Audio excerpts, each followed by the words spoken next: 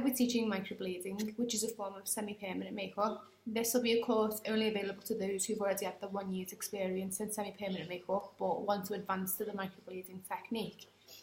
By limiting this course to only those who've already had the experience means that they will already have a lot of the theoretical knowledge about the semi-permanent makeup. Therefore, this enables me to cut a lot out of the course contents about things such as the legislations, insurances, etc., and cut right to the main important aspects of the advancement.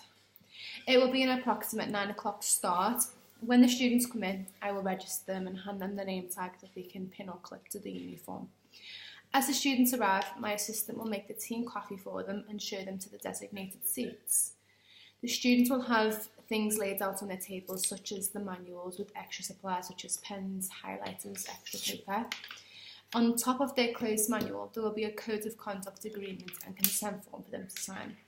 My assistant will explain to them that whilst they're waiting for the rest of the students to arrive, I would appreciate if they could fill out the form so that all the paperwork can then be put away.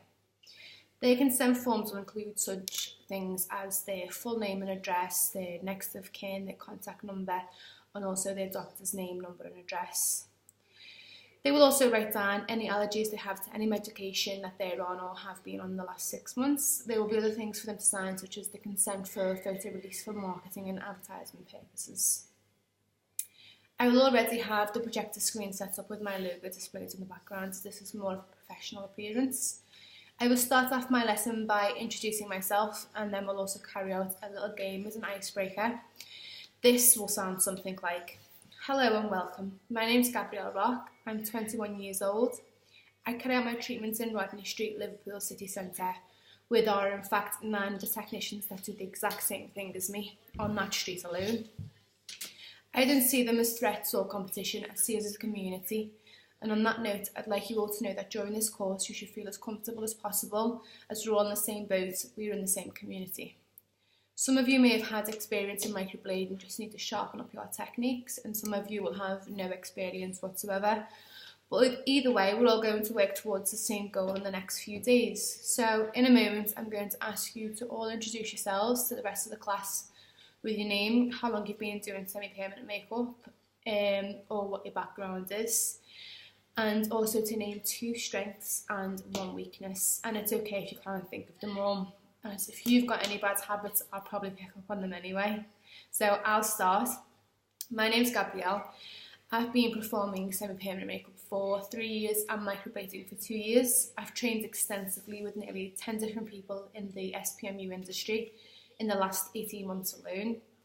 2 strengths of mine is I'm a really bad perfectionist, but this is probably also a weakness of mine, as I still to this day spend an hour drawing on the shape before I even start the treatment. Another strength is I enjoy learning new techniques, and I think it's essential to keep on top of the latest treatments and techniques. So I think it's safe to say that I have a lot of knowledge and experience, so that's my other strength. A weakness of mine.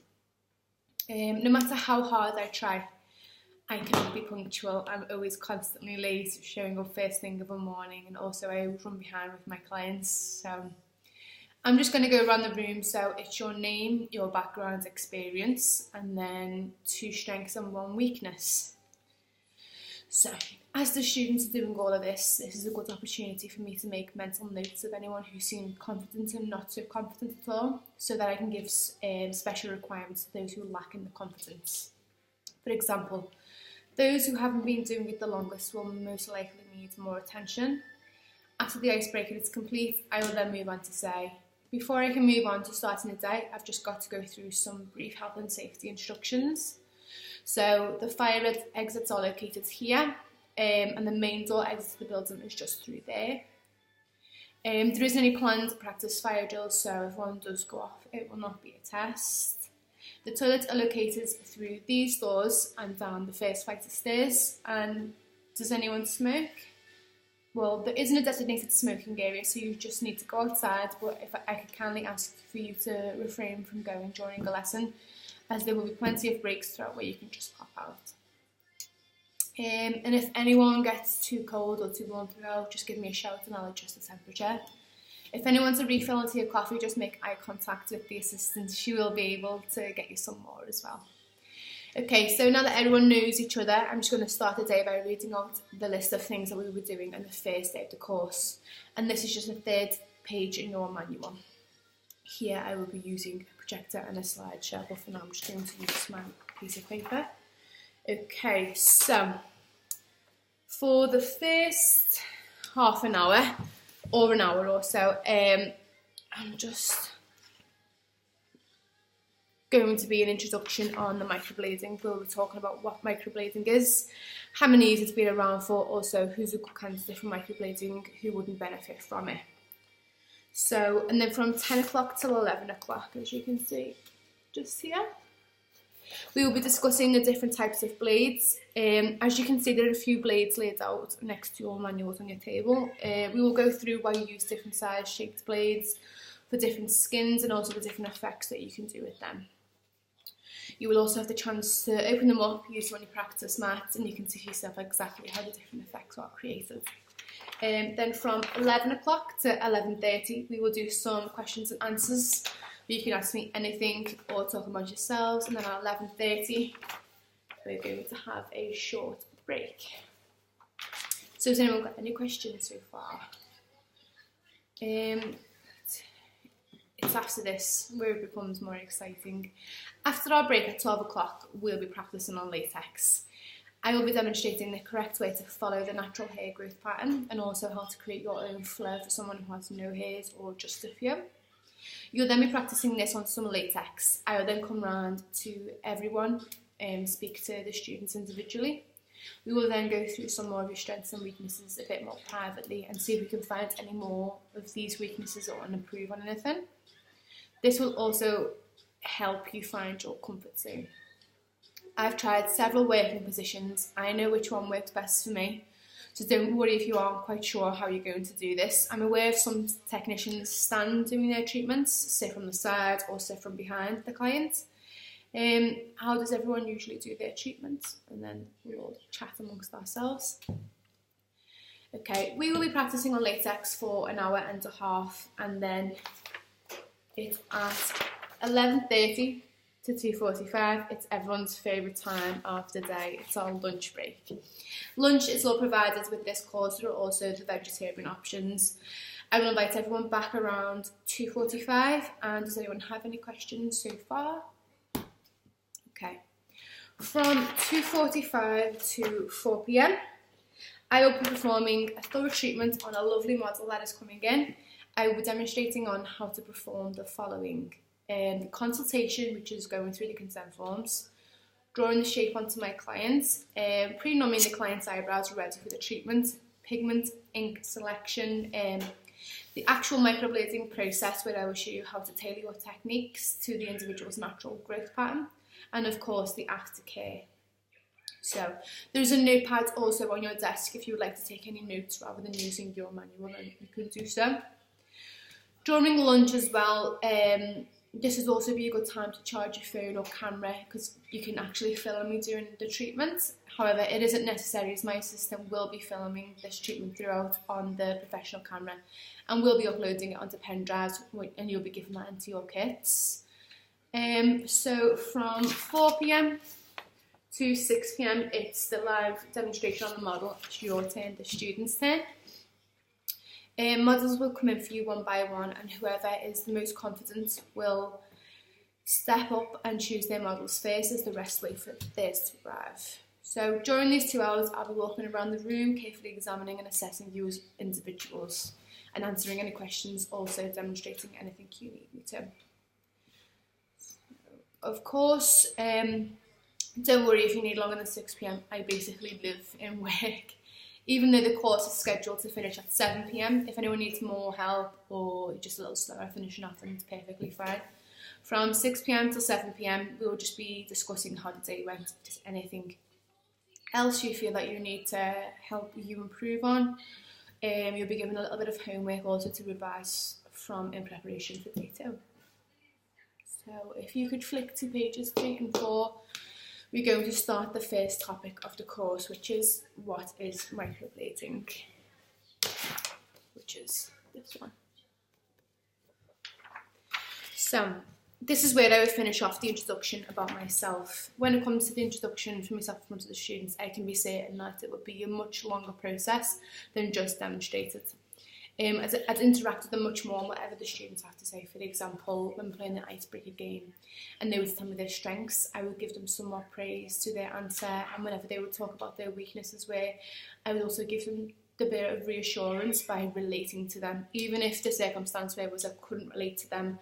For example, they said the weakness was I can't draw shapes, but I can draw shapes. I'd give them that little bit of reassurance by saying, oh yeah, sometimes I have my off days, just to give them a little confidence boost, as a confidence boost at the beginning of any lessons what a person needs. So I would allow them a few minutes of the group discussion, as I'm positive that 90% of the classroom will be in the same position as their classmates, so I'm sure that they would talk amongst themselves, once again relating to each other's strengths and weaknesses, as they will be most likely have a lot of similarities. I'm hoping to have no more than a group of 5 people in my class. I feel that this type of course is mainly practical and be quite intimidating and intense at times. Therefore, everyone will need a lot of my own private attention. And I feel that if I keep the group size quite small, that there'll be enough, there'll be more than enough attention to go around. The 2 main important things I think are key when teaching for this particular course is definitely working as a group, getting involved, and also help boost each other's confidence. And there's several ways in which I can carry out this confidence building methods and group exercises. The first one is to make sure that those who already have a lot of confidence are praised enough and not too much. As much as their work could be outstanding, it could also, I think, diminish other people's confidence to think that their classmates are soaring ahead of them. I also think it would be a smart idea to add everyone into a private closed group on social media, very similar to a forum where they can post any questions they need answering. I feel like this will help the group work together more as a group, and will put them in the same frame of mind to which I have, which is you should never think you're better than someone else, only to think that you're making someone else better. So in this forum, they will give each other advice, and even when the course is finished, they can upload their work to the group to show each other their progress, or ask myself or others for advice on what they think about a particular treatment that they've performed. Also, if anyone has any confidence issue with speaking out loud actually in the classroom and asking a question out loud in case they think it may be silly, then this is a good opportunity for them, as they can ask it over social media in a forum, so they don't need to actually speak out loud to say it. Another way of getting the group involved is small games. According to my research, the human brain can only stay interested for a matter of 15 minutes, which is not a lot of time considering the amount of hours we will be spending in the matter of the 2 days. Therefore, I think it's very important that we don't do so much talking and explaining, and more practical and getting the students involved. Similar to the game that will be performed in the introduction, the icebreaker, I will carry out other games to keep their minds interested. For example, there is a section in the course where we talk about how we all get a little frustrated sometimes when we're trying to draw our shapes on. One minute we'll be really happy with how one eyebrow shape is going, taking our time to draw on the right eyebrow, for example. Then that one's perfect, and we move on to the left eyebrow. The next minute we check the time, and then things just go downhill from there because we're obviously limited to time. And I will be explaining that that's because our right side of our brain starts to fight with the left side of our brain. And there's a game that we can play which is actually perfectly relevant to what it is that we are studying. So we'll then play a game where there are colours written down, for example, orange, green and pink. But the words will be written in a different colour. For example, where the word says orange, it will actually be written in pink.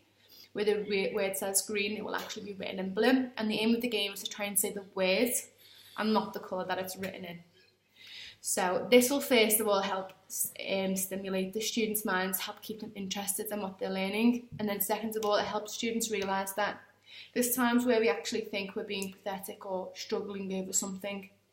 It doesn't actually mean that we are incapable or that we aren't talented enough. It simply means that the left side of our brain starts to fight with the right side of our brain.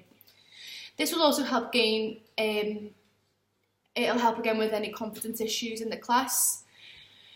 And it's also a little bit of fun. So my students will be guaranteed a lifelong aftercare as well. They can message me anytime they need, no matter how big or small the question or case is. The thing I pride myself mostly in is helping others get to where they need to be.